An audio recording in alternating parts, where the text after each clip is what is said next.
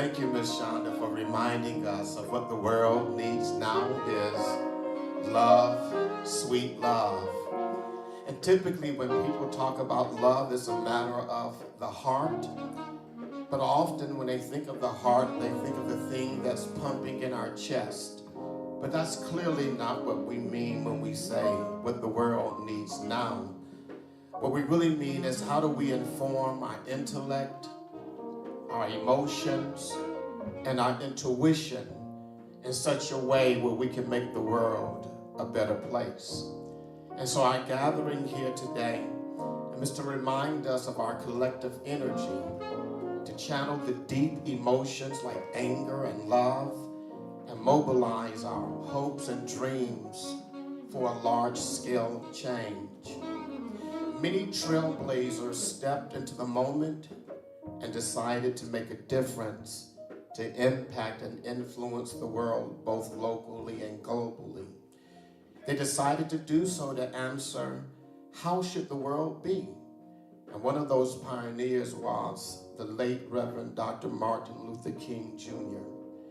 In April 1963, he was in Birmingham, Alabama, protesting racism and racial segregation in the city. He was arrested on Good Friday for demonstrating, which a circuit court judge prohibited him to do. And so he wrote a letter that addressed the white clergy of Birmingham who had publicly criticized him for getting involved in a matter far from his home in Atlanta. Dr. King began drafting his response on the very newspaper in which the 8 white ministers had published their call for unity. And his major claim in the letter from the Birmingham jail was that white moderates stand idly by in a message that resonates today. Marginalized people are still expected to wait. Dr. King raised the question, why wait? And we cannot wait. And so the passage I'm about to read contains an extraordinary sentence, exceptional not only in its length, but also in the power of the message. And he says, we have waited for more than 340 years for our constitutional and God-given rights. The nations of Asia and Africa are moving with jet-like speed toward gaining political independence, but we still creep at horse and a buggy pace towards gaining a cup of coffee at a lunch counter. Perhaps it is easy for those who have never felt the stinging darts of segregation to say, wait. But when you have seen vicious mobs lynch your mothers and fathers at will and drawn your sisters and brothers at a whim, when you have seen hate-filled policemen curse, kick, and even kill your black brothers and sisters, when you see the vast majority of your 20 million Negro brothers smothering in the airtight cage of poverty in the midst of an affluent society, when you suddenly find your tongue twisted and your speech stammering as you seek to explain to your 6-year-old daughter why she can't go to the public amusement park that has just been advertised on television, and you see tears welling up in her eyes when she is told that Funtown is closed to colored children, and you see ominous clouds of inferiority beginning to distort her personality by developing for a 5-year-old son and asking, Daddy, why do white people treat colored people so mean? When you take a cross-country drive and find it necessary to sleep night after night in the uncomfortable corners of your automobile because of no motel will accept you.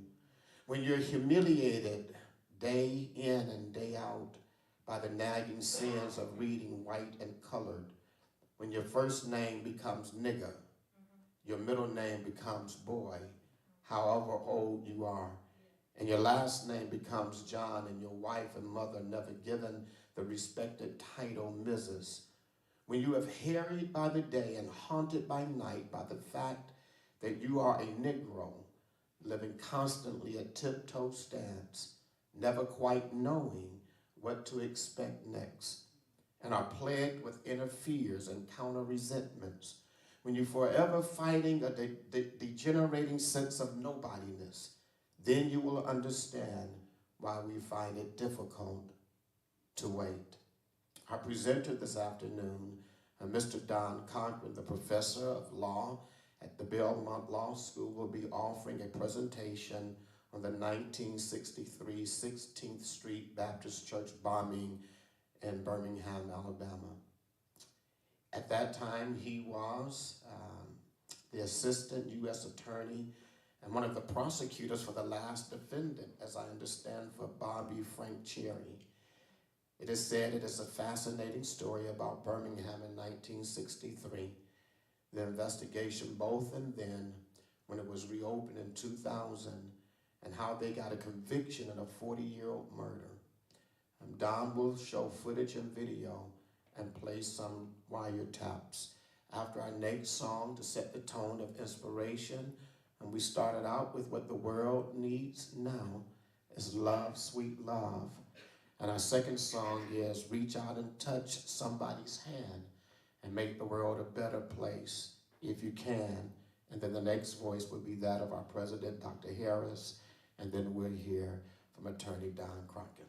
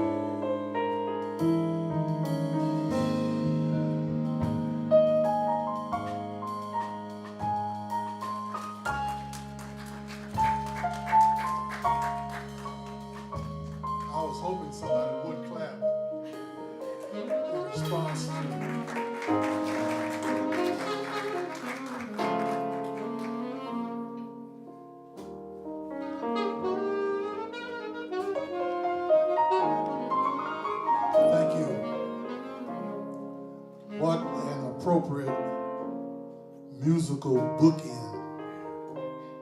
What the world needs now, love, sweet love, in the context of love being the deepest gift humanity can give to the world, and then reach out and touch with that gift to make the world a better place.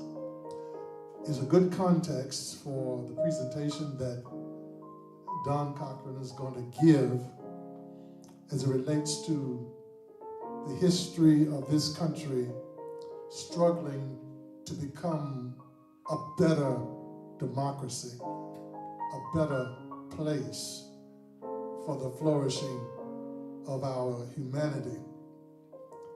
The current existential crisis that we are experiencing over the last decade with electoral partisan politics, pandemic deaths, continuing polarization of a culture war that fused fear and psychological ills connected to a gun-violent culture.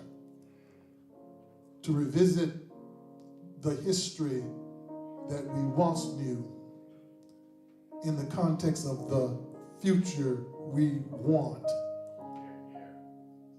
Looking at Birmingham and the text for Dr. King's letter from the Birmingham jail, and the actual ways in which a justice system dealt with the violence in Birmingham that killed 4 young teenage girls. We are at a moment where we need to have this history inform us in a way that we can become transformative agents for a nonviolent culture. And to do that, we must not take and be naive about what it is that history can tell us, but what it is that history might do to change us as we continue to lift up lessons from that history. That's what we do here in this setting, but at American Baptist College, in terms of our mission, is to educate, to liberate our students so that they can be agents of liberation in the world, to learn and to share what they learn for change, for a better world. I'm pleased to have Donald Q. Cochran to come to make this presentation again on American Baptist College campus.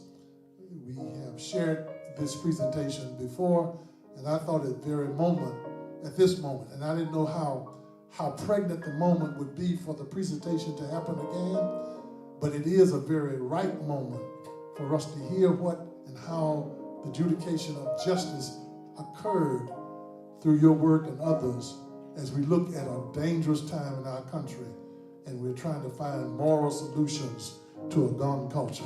So let's welcome Don Cochran again for his presentation.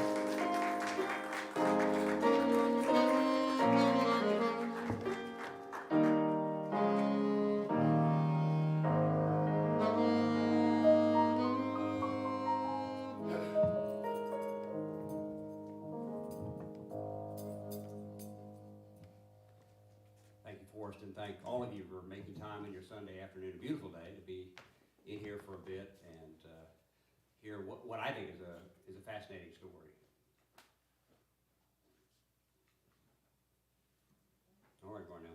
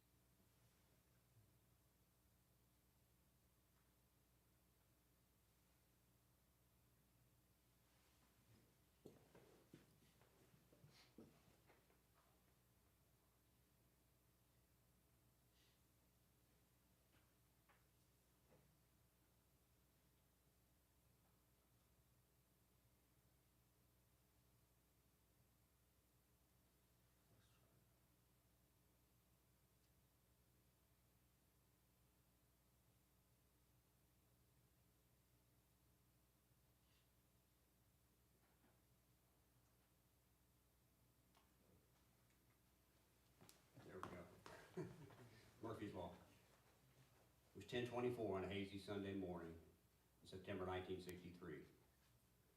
12-year-old Sarah Collins was in the basement of the 16th Street Baptist Church watching as her sister Addie tied the sash on the back of 11-year-old Denise McNair's dress, two little girls. Primping for Youth Sunday in church, just the absolute picture of innocence. At that exact moment, frozen by the force of the blast on the face of the clock and the dry cleaners across the street, Sarah's life changed forever. Sarah, the fifth little girl, if you will, and the one you generally never hear about, lived. But only after doctors removed 21 pieces of glass from her face and eyes, and only after losing her right eye. Her sister Addie, Carol Robertson, Cynthia Wesley, all just 14 years old, and 11-year-old Denise McNair all died in an act of pure hate.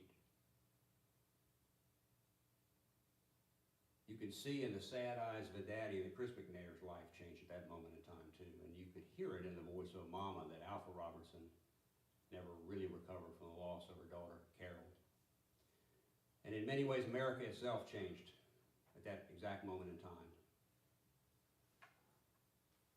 When he spoke at the funeral of three little girls, the Reverend Martin Luther King said, "This tragic event may cause the white South to come to terms with its conscience." And in fact, historians generally point to the bombing of the 16th Street Baptist Church as the single event most responsible for shocking white America out of its apathy for the plight of African Americans. And into action the following year with the passage of the landmark Civil Rights Act of 1964. In May of 2002, it was my honor and privilege to be part of a team of investigators and prosecutors was tasked to bring to justice the last person charged with the most deadly single act of the entire civil rights struggle, the 1963 bombing of the 16th Street Baptist Church. In order to understand the bombing itself, you really have to understand what was going on in Birmingham, Alabama in the late 50s and early 60s, and what led right after the bombing in the fall of 1963. In the eloquent remarks that were made ahead of time, you heard stories about Dr. King and his famous and incredibly powerful letter from the Birmingham jail. That occurred in the spring of 1963 in Birmingham, Alabama, when he brought his organization, the Southern Christian Leadership Conference, over to Birmingham expressly to challenge the worst segregation laws in the country. 16th Street Baptist Church, just by virtue of geography, where it was located in the city, blocks away from those downtown stores that they were going to try to use the peaceful measures that many of them learned right here at ABC to try to integrate those lunch counters and those stores. The church was several blocks from there. As a result, it became a gathering place for the marchers. And you see the picture here of the children marching, another picture coming out of the 16th Street Baptist Church. Actually, there was not a plan. It was originally not a plan for children to do the marching, but all the adults were arrested within a day or two, and there was no one left to march. And it was a controversial decision within the movement at the time. And if I remember right, James Bevel, who I think is one of your alumni here, was the one who had the idea to have children march. And it was controversial because there was great concern that kids would be killed, and they were taken to jail. But nevertheless, they marched. They never got a chance to put into effect the nonviolent measures that they learned here at ABC because they were arrested before they ever got anywhere near the stores. And in fact, that intersection right there just outside of the church, if you were to turn and face the other direction, that's where this famous picture was taken. Right there, with the police turning their German Shepherd police dogs on unarmed and innocent marchers. And of course, the notorious photos of the fire hoses being used on marchers. So that happened in the spring of 1963. That started something of a powder keg that culminated in the church bombing in September of that year. But throughout the summer, things kept building. That was the summer where Governor George Wallace stood in the schoolhouse door in Alabama and blocked entry to the first African Americans who had been admitted to the university. It was in August of that year that Dr. King spoke his famous speech up on the National Mall, the I Have a Dream speech. But the biggest thing for the purposes of our case and the way we presented it to the jury was a federal desegregation lawsuit that had been ongoing for years filed by just a handful of Birmingham plaintiffs, African American. James Lawson was one of our witnesses at trial, and he filed one on behalf of his two sons, asking that they be allowed to integrate the Birmingham public schools. And that suit and a rule by a federal judge allowing that integration to happen.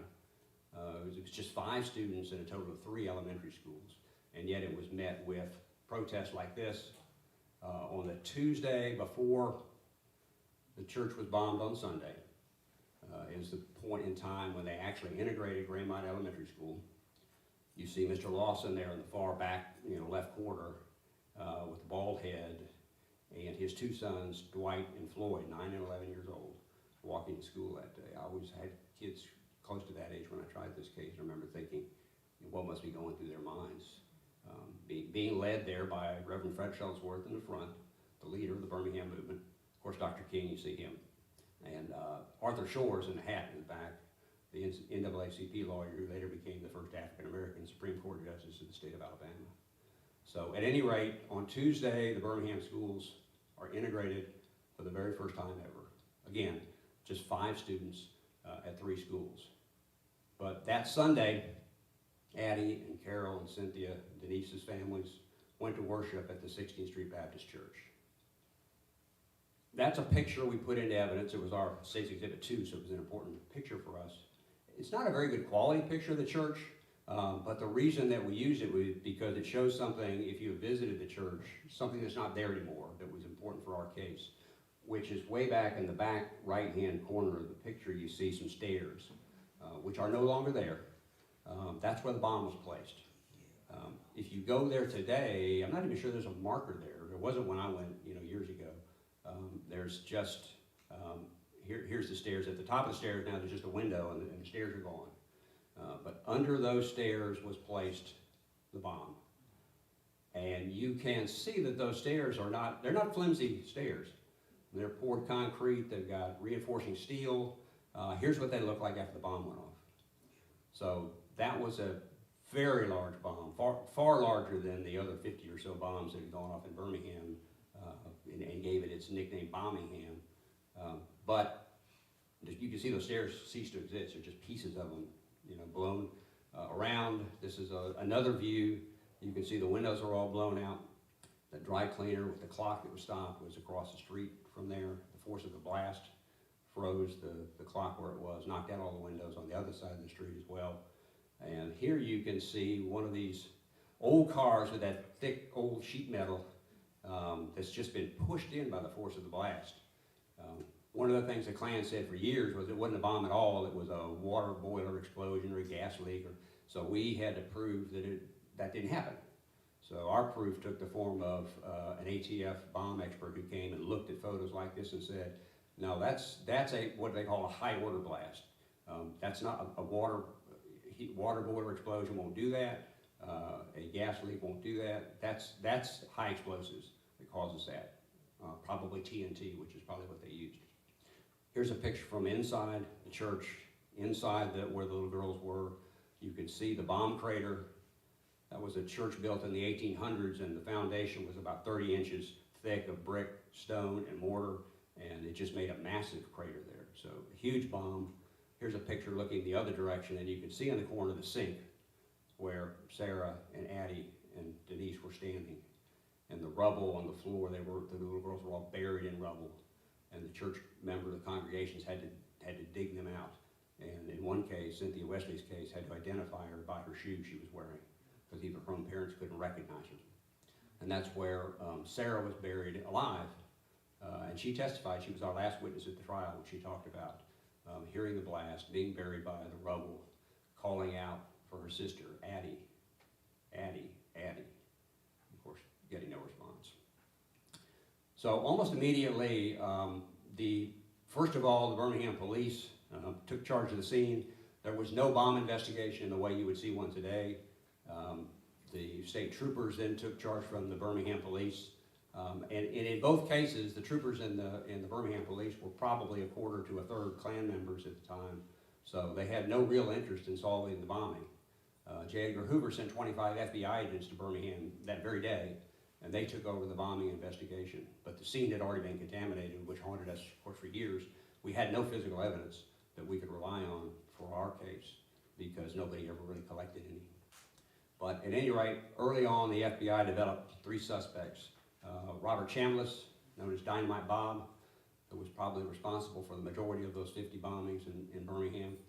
A Klan punk named Tommy Blanton, 23 years old, and Bobby Frank Cherry, who was muscle for the Klan, basically. He was a tough guy. When they needed somebody beat up, Cherry was always the first one in line to do it. So at any rate, the investigation went on. The FBI gets a lot of trouble for that. What I think is a bit of a bum rap, because those agents, a lot of them were our witnesses years later when they were in their 70s and 80s. And without their hard work at the time, we never could have won this case years later.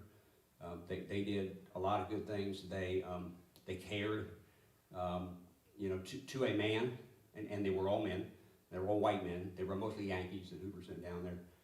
But to a man, they cared very much about trying to solve this crime. But they just didn't feel, and Hoover didn't feel, that they had the evidence in the mid-60s to take it in front of what would have been an all-white Birmingham jury and try the case. And so it just sort of disappeared. The 5-year statute of limitations on the federal statute would have run in 1968. Nothing had been done. J. Edgar Hoover actually forbid his agents from giving their evidence to the U.S. Attorney's Office in Birmingham. That's how much clout J. Edgar Hoover had. And so the case just stopped and sat that way for years. In 1970, the Attorney General of the state of Alabama was elected a young man named Bill Baxley. He was 28 years old, who took a very personal interest in the case. I met Bill. He showed me a card he carried in his wallet with the name of the 4 little girls written on the corner of the card. He still had it, 2002. And he tried to open the case. The FBI resisted for a long time, but finally was able to open the case, and in the 70s prosecuted Bob Chambliss. So Chambliss was prosecuted, I think, in 74, convicted. He had bragged to a couple of people in his family about things he had done. There was also an eyewitness who was living behind the church. She was a Detroit native who had come back to Birmingham, her hometown, and seen a car with 3 individuals in it, one of whom she identified as Bob Chambliss, in that alley behind the church, which is where they were in the car when they took the bomb around and put it. And we believe it was Cherry who was actually the one who placed the bomb under the stairs, although we could never prove it. But at any rate, Chambliss is tried, convicted, and dies in prison. But that's where the case remained for years. In 1997, Spike Lee put out his movie, 4 Little Girls. Hopefully you've seen it. Great movie. It's just an incomplete story, because Spike's movie takes the case all the way to the Chambliss prosecution and stops, because that's all that had happened as of 1997. Later, when I got the movie on DVD, remember those? So the DVD version of 4 Little Girls had this epilogue that Spike had added to it, which I thought was interesting. I think the DVD came out in 2002. So he writes in 1997, a month after the release, the FBI announced it was reopening the investigation. The federal government claimed that it had been conducting a covert years-long investigation and, quote, received new information. And in fact, in May of 2000, Jefferson County indicted, a state grand jury indicted the last 2 remaining living suspects, Tommy Blanton and Bobby Frank Cherry. So the truth is, Spike thought it was his movie that was the impetus for the reinvestigation. It actually opened in 1994. The FBI did open it on their own initiative in order to some of the members of the African American community in Birmingham asked the head of the FBI if he would relook at it. He agreed to. He put 1 FBI agent on it, and Birmingham police put 1 detective on it. I knew both of them at the time. They were both good people, but they had thousands and thousands and thousands of pages of documents to go through, and hundreds and hundreds and hundreds of witnesses to interview. I talked to the FBI agent, Bill Fleming, and he said, yeah, we got a lot of doors slammed in our face. Nobody was repentant. Nobody had, found, I thought, well, getting close to the end of your life, wouldn't you think some of those people would think maybe, I'm going to go meet my maker and I ought to make amends? No, not on one of them. So at any rate, the investigation seemed to be going nowhere until they got a break. And the break was, I guess Bobby Frank Cherry, the reporters did what reporters do when there was an announcement that 2 people had been indicted, and they went out and tracked him down and started asking him questions. You know, did you do it? And I guess Bobby Frank Cherry got tired of issuing denials one reporter at a time, so he held a press conference on the courthouse steps down in Maybank, Texas, and announced to the world that he had nothing to do with the bombing.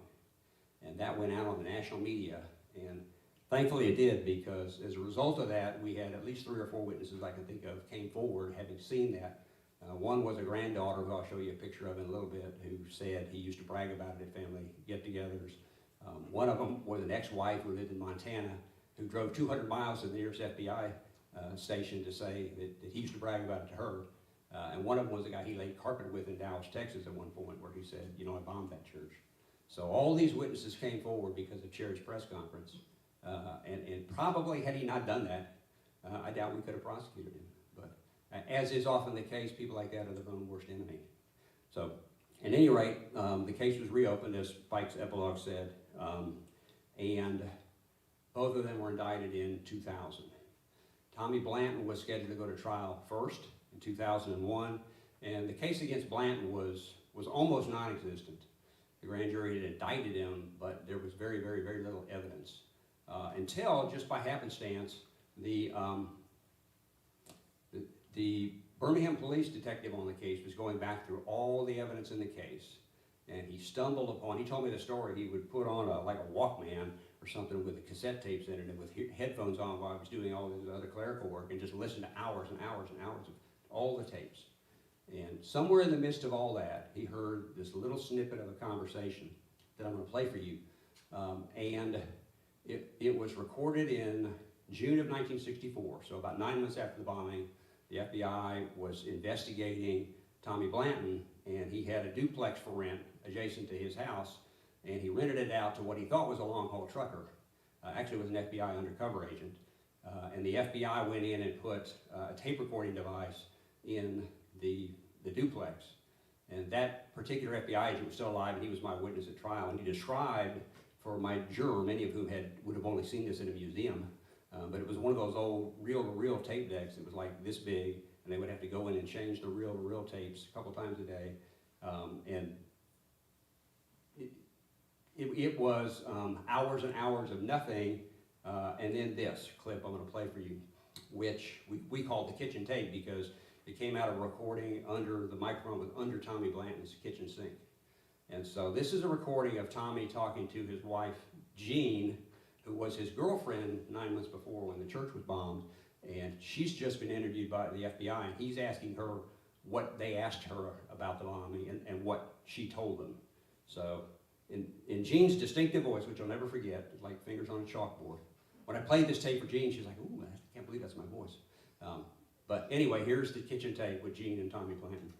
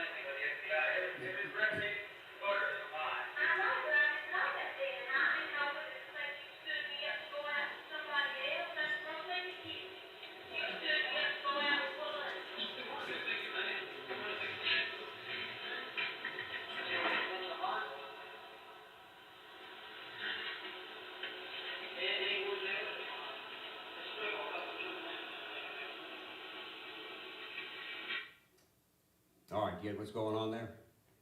So he's saying, what did they ask you? Well, they asked me about the meeting. Well, what meeting? The one at this place called the Modern Sign Company, which was a known Klan hangout, and it was about 3 blocks from the 16th Street Baptist Church.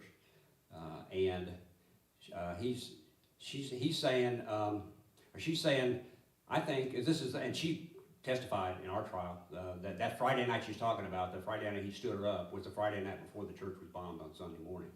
So the one time he stood her up, and she's saying, the FBI told me that people said you weren't there. And she thinks that he stood her up to go with the other woman in his life at the time, Waylene. And Blanton says, no, baby, I wasn't with Waylene. We were making the bomb. So I guess he got himself off the hook in the short term, but that's the tape that sent Tommy Blanton to the Alabama Penitentiary, where he remains to this day. I keep checking on him, but he's been up for parole actually a time or two, but he'll never get it. But at any rate, that's the kitchen tape that was so powerful against Tommy Blanton. So when I got involved in the case, it was the case against Bobby Frank Cherry. So the problem with the case against Cherry, in my mind, as I looked through it, was, first of all, he was 72 years old at the time of the trial, and he looked like everybody's grandfather. He just looked like this harmless old man. And so I thought it was important to try to make the jurors understand what he really was back in the day. You know, what Bobby Frank Cherry was like for the Klan back in the time when he was really an active Klansman. And I also thought it was important to try to figure out if there was some way to link him to the bombing beyond just his bragging about it, because the problem with his bragging about it was he was never really consistent on what he bragged about, and the people he bragged to, for the most part, were impeachable, an ex-wife and a daughter who we think he had also sexually abused. So there was problems with the evidence we had. But one piece of evidence here I want to show you, this actually comes from Spike's movie, and it's got the voiceover by, I think it's Wyatt T. Walker, and then Hal Raines at the end, the editor-in-chief of the New York Times at the time, who was a Birmingham native. But this is, and I'll pause it and just try to show you, this is a video of Fred Shuttlesworth in 1957 bringing his two high school-age children to the all-white high school, Phillips High School, to try to, on his own initiative, enforce the Supreme Court's Brown versus Board of Education decision, which of course the state of Alabama had completely ignored. But he was going to bring his children there and integrate the school. And this is what he faced when he got there. This is Birmingham. His home. Yes. Taking his wife and two children, trying to integrate. You really can hardly see Shuttlesworth, and I'm going to go back it up. Taking it. All right, at the very edge of the frame in the suit is Reverend Shuttlesworth and his wife. I don't ever even see the children. I think they're just covered up by the mob. But this individual right here with the cigarette hanging out of his mouth on the right-hand side is Bobby Frank Cherry. And we had a witness identify him, and in fact, he never denied that was him. He actually was proud of it. He bragged to the FBI that he assaulted Shuttlesworth. After the statute of limitations had run on it, he bragged, and he admitted it. But here's Cherry. He can't get an angle on Shuttlesworth where he's at, and he ends up reaching in his pocket and pulling out a pair of brass knuckles, and coming around in the corner and coming in, and you can see his hand go back, and you can see him uppercut and Reverend Shuttlesworth's head snap back at the very end of the frame. School with a mob of Right there, his right hand is reaching into his pocket for the brass knuckles. chains. Now he's coming around the corner, there's a puff of smoke, he comes in. One day in 1957, Right there, he just punched up with his right hand. newscast, there was So that's Bobby Frank Cherry around the time of the bombing, which is the Bobby Frank Cherry I wanted the jurors to see, not the old man sitting in court. Because we had all kind of evidence that he was that guy. You know, he was the one who would be involved in physical violence when it was needed. So at any rate, what I want to do now, because I told Forrest I would move quickly and leave time for questioning. So what I'm going to show you, though, is just I'm going to show you the evidence from the trial. These are some slides that I used in my closing argument, where I sort of put everything together in the 8 days leading up to the bombing on September 15th. So one of the things was we were able to place Cherry Blanton and others making the bomb at his house, which was based on Cherry's statement to Mitch Burns that the FBI thinks we made the bomb somewhere else. That was part of our evidence. And then we have this witness, Bobby Birdwell, was an 11-year-old boy who was the best friend of Bobby Frank Cherry's son.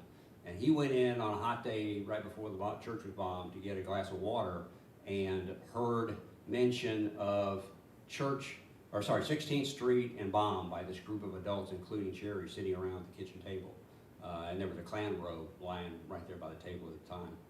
And so then we had that conversation, we've already heard the kitchen tape with Tommy and Jean made in June of 1964, where Tommy talks about the meeting we had, the big meeting at the Modern Sign Company to plan and or make the bomb. He said both plan and make.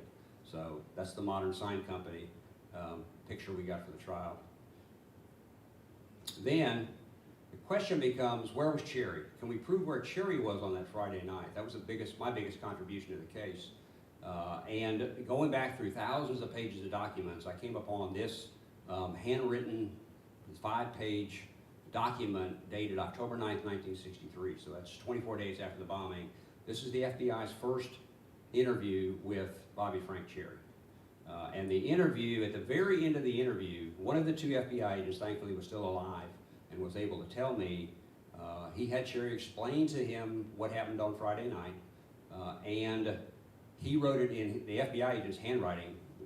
And that last bit that I've circled there, that's different handwriting if you look at it. That's Bobby Frank Cherry's own handwriting where he wrote, "I have read this above statement of this and 4 other pages, and it's true and correct to the best of my knowledge, signed Bobby F. Cherry." So that was Cherry's own handwritten acknowledgement of a statement where he says, on Friday night, September 13th, 1963, I went to the Modern Sign Company, tells where it was, and met the owner. He arrived about 5:30 p.m., according to him. He describes who else comes and goes during the evening, and the first 2 people he mentions are Bob Chambliss and Tommy Blanton Jr., who by the time we tried Cherry are the 2 convicted bombers at that point. He talks about everybody that comes and goes over the course of the next 4 pages, and at the end of it he says, "Mr. Snow and I closed the shop up a little after midnight." So he puts himself at the Modern Sign Company in the window when Blanton says that important meeting took place from 5:30 to midnight, and he was there with Blanton and Chambliss. So that was some of the most powerful evidence we had against Cherry. It's also consistent with his own signed statement, the one I just showed you. It's consistent also with his ex-wife, Willadine. There's Willadine. She was a character. Her testimony was last time she saw Cherry, until she saw him sitting in court when she came in to testify, was, I don't know, 30 years before, when he was an abusive husband. He had like 6 ex-wives. But she was a truck driver, so she was tough. So they stopped on the side of the road. He stepped out of the car to go to the bathroom, and she said, "I slid over to the driver's seat, hit the gas, and took off and never looked back." The next time we saw him was today in court. So that was Willadine.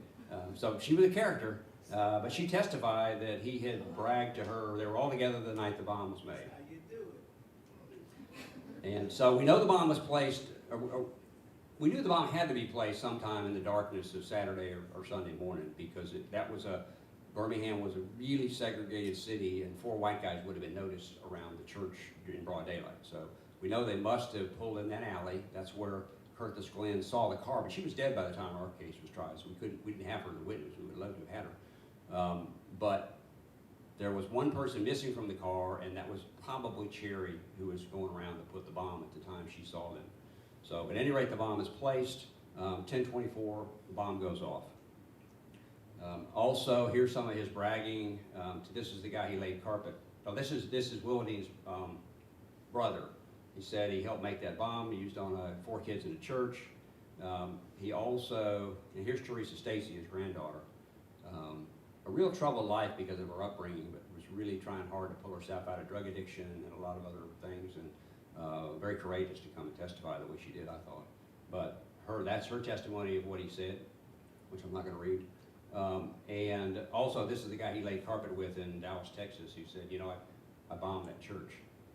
So at any rate, we tried the case. I'm going to play you a clip from CBS News that played. We had tried the case when they did this report, and we're waiting on a verdict from the jury. Terror that stunned the nation before most Americans had heard of terrorism. The 1963 bombing that killed 4 girls in an African-American church in Birmingham, Alabama. Tonight, the fate of the last defendant brought to trial for that attack is in the hands of the jury. CBS's Mark Strassman is in Birmingham. Mark? Dan, whatever this jury decides instantly will become a part of history's judgment on this city and its moment of infamy. To many people here, the Bobby Cherry verdict will represent the difference between justice delayed and justice denied. In this city once known as Birmingham, Bobby Cherry was a Klansman, a die-hard segregationist. Was he also a killer? One of the shadowy racists who bombed the 16th Street Baptist Church in 1963. 4 little girls inside were killed in the deadliest violence of the civil rights era. In closing arguments, Assistant Prosecutor Don Cochran told jurors, quote, "For almost 39 years, this defendant has mocked justice. Ladies and gentlemen, the time for justice is now." So the next day, I think it was around noon or so, the jury came back, told us they had verdicts, and it came back and convicted Cherry of 4 counts of murder.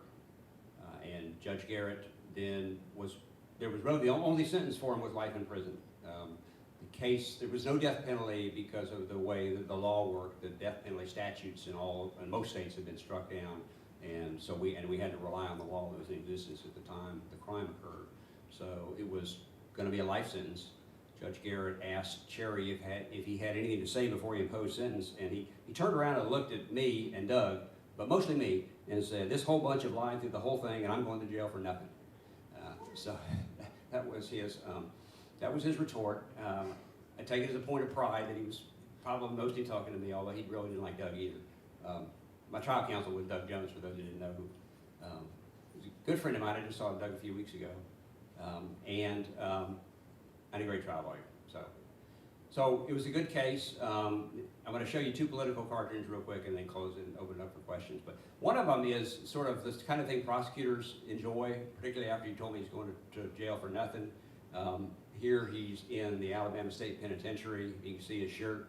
It says segregation today, segregation tomorrow, segregation forever. Of course, that's a quote from George Wallace's second inaugural speech where he said that about Alabama.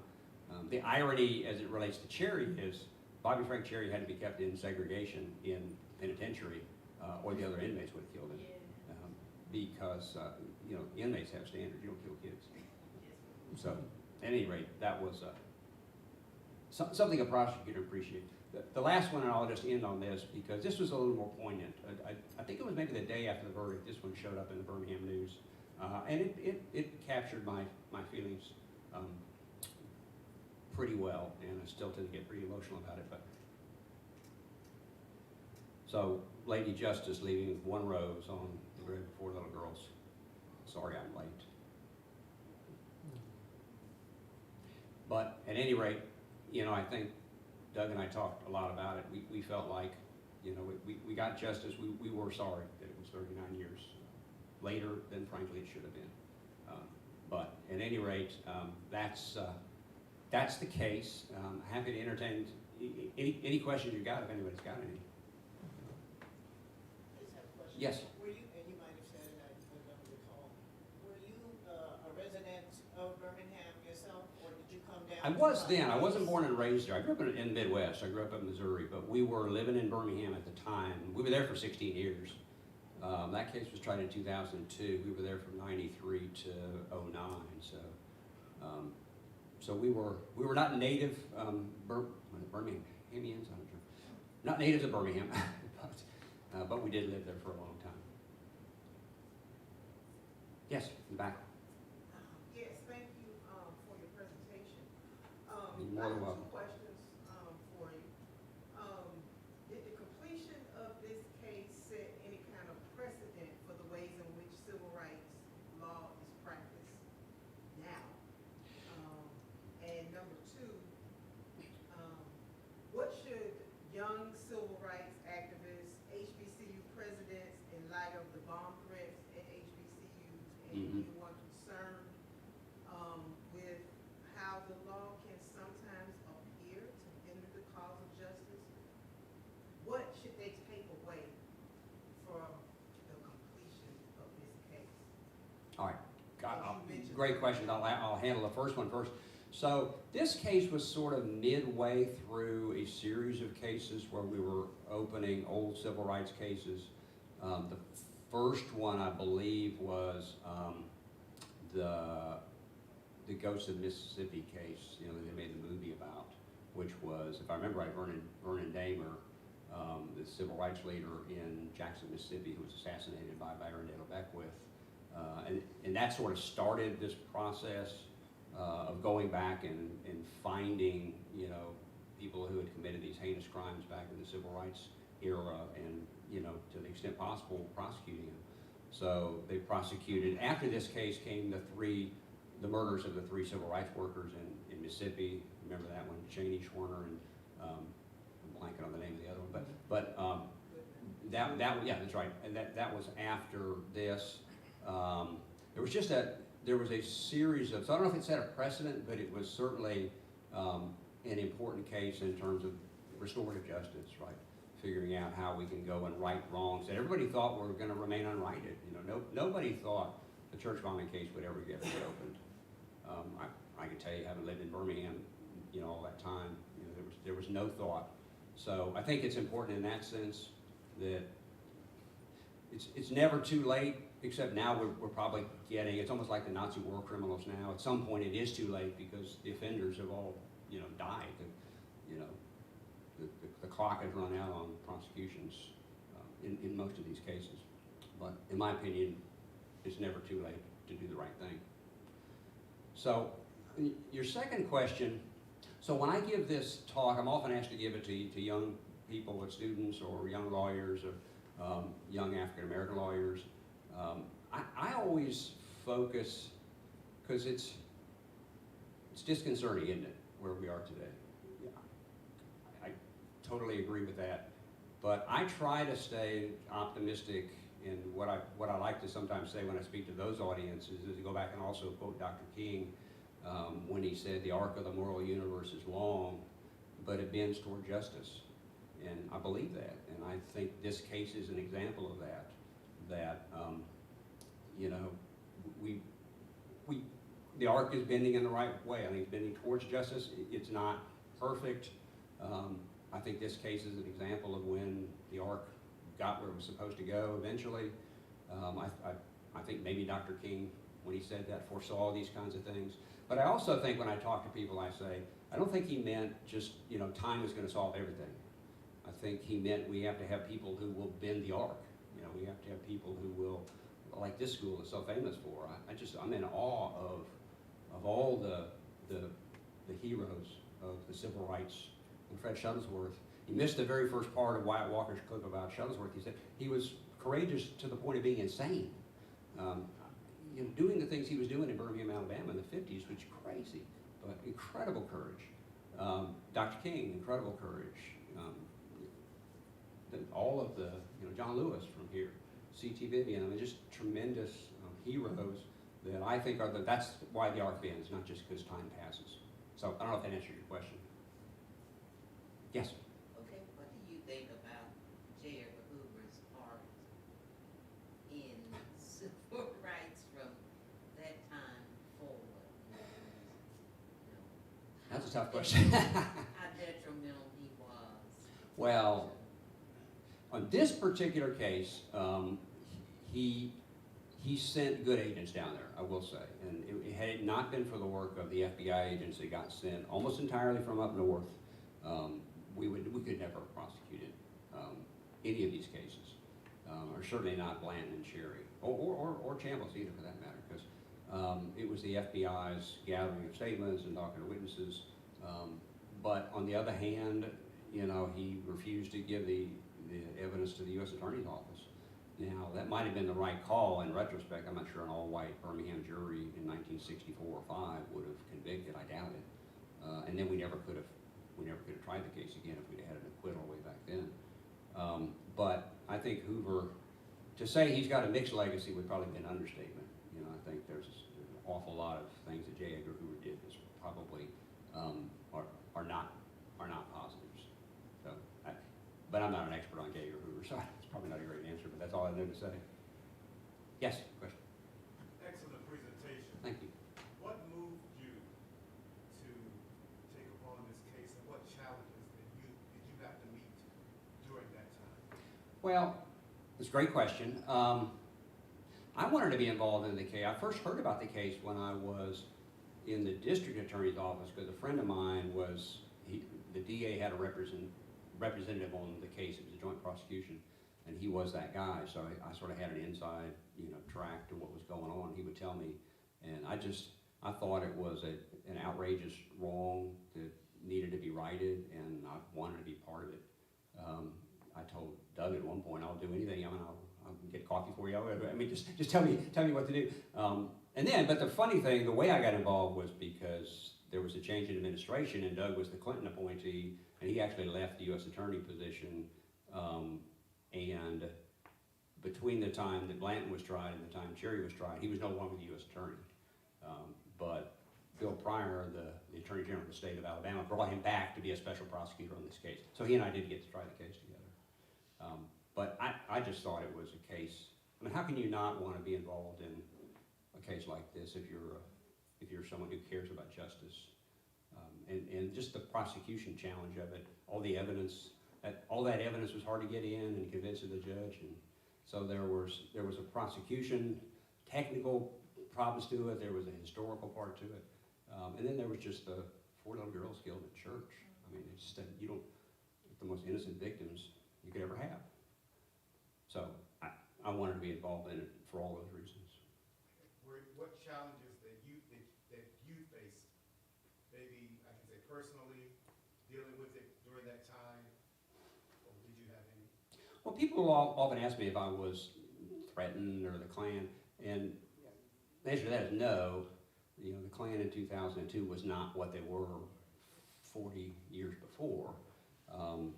I think when we try to equate ourselves with the heroes of that era, I think we may do them a disservice because they were so.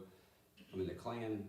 Occasionally, as U.S. Attorney, I would have another U.S. attorney say, talk about, I'm a big gang prosecutor. I said, well, I would just sort of mess with them. I said, would you ever prosecute a case where the gang you were prosecuting, had a third of the police officers on it, or a lot of the judges and politicians? And they would say, that's never happened. I mean, no, but nobody's ever had that. I'm like, yeah, actually, in the South in the 50s and 60s, that was true.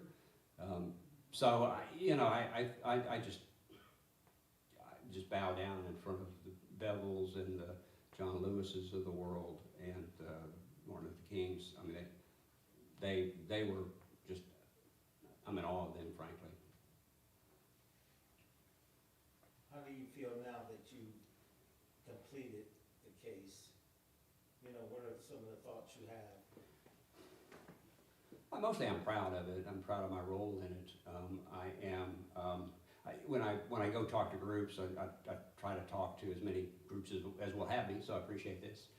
But I also try to talk to young people because I think it's easy with the news that comes out of wherever, Washington or whatever today, to get disillusioned, and it's easy to get disillusioned, and the young are young. But I'll tell you from having given talks like this that and teaching over at Belmount Law School that there's. And that's over here, you see them too. There's still an amazing just wealth of talent among the young people in this country. And so I like telling them a story that says if you stick with it long enough and work hard enough, you can get the right result, even when no one thinks you can, because nobody thought we would ever win this church bombing case in front of a jury. What do you think, just real quick, what do you think you would do if that happened to your daughters?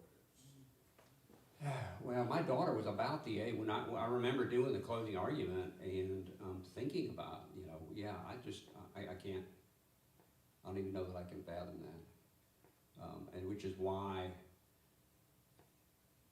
I had a clicker of Alpha Robertson. It's 4 little girls that you go watch, and she's just, the families were so amazing. They had a grace about them and I couldn't have done it. Chris McNair, that they were, they handled it way better than I ever would have. But they were magnificent. It was one of the great parts of being involved in this case, was just being able to get to know all of them, basically. But especially Alpha Robertson. She was just such a force of nature and such an amazingly positive person. But I'm afraid I wouldn't be as magnanimous as she is. Yes, Barnum. You have a question online. What advice would you give attorneys who desire to help fix the huge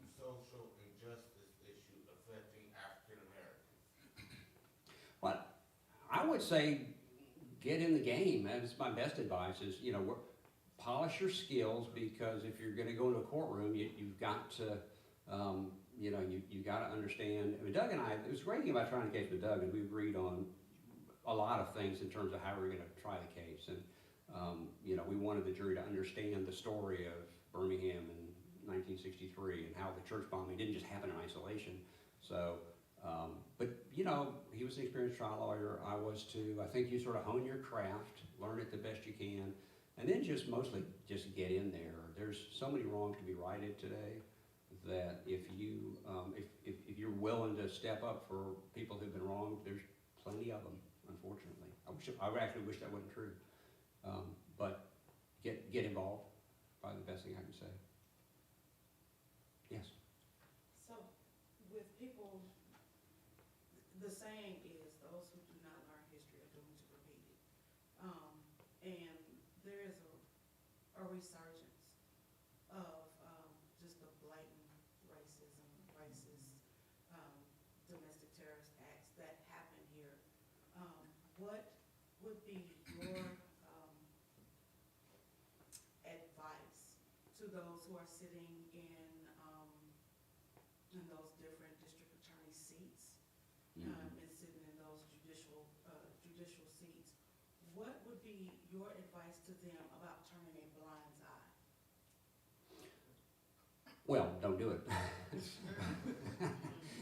I mean, sorry, that's too. I don't mean to flip it in my advice. You can't. If you're not in the prosecution business to do justice, then you're in the wrong business. And in justice, as y'all well know, you know, is needed in so many areas in our society. And I think you have to look for wrongs to right. This was a historic one, and they're not all. I was just fortunate to be in the right place at the right time, and I'm so grateful that God gave me this opportunity, because I 100% believe that's what it was.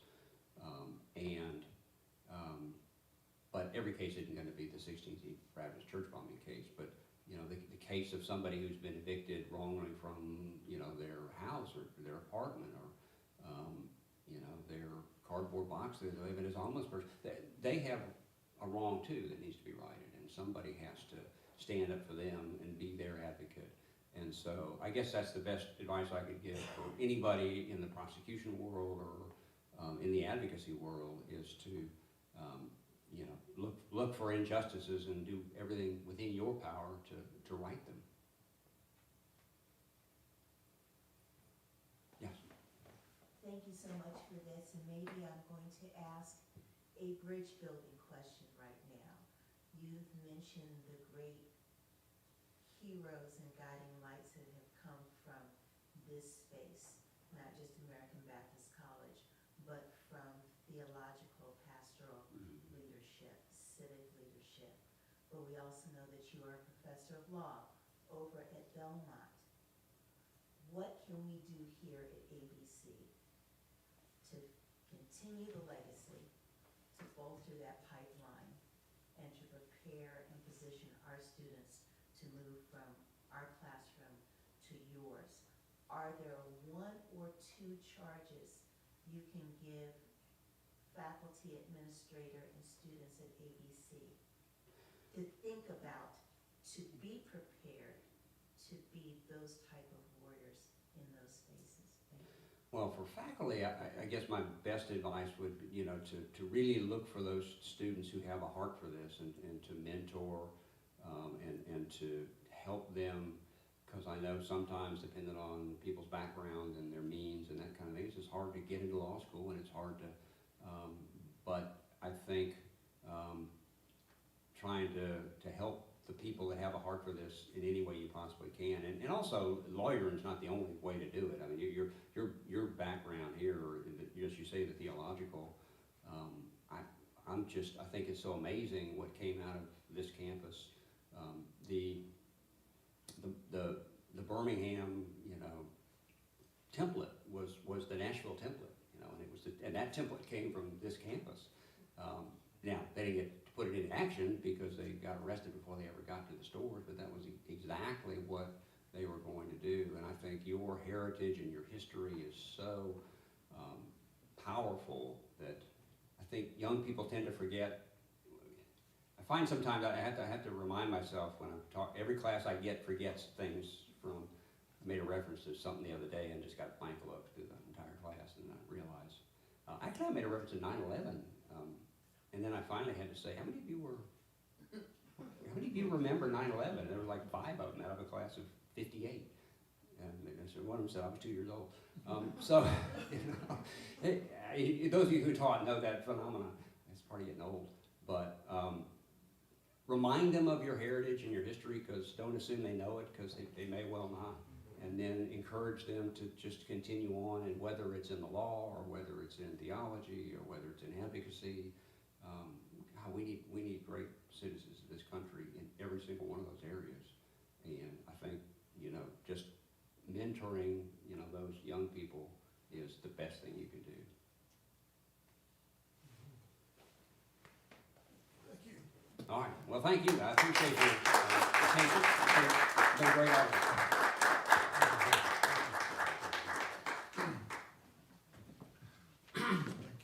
Thank you so much. This has been very, very engaging, very, very rich in terms of regurgitating history in a way that helps us imagine ways for a better future.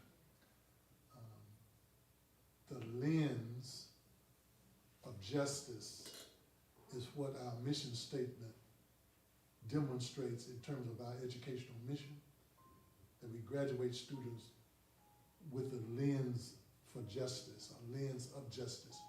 So whatever vocation they choose, they're able to see and understand how justice impacts that, how injustice may very much diminish people's lives and future. So we are very proud of that, and we're glad to have you share this presentation again. And we're going to find spaces and times for it to be shared over and over again. So we thank you. Let's give Don.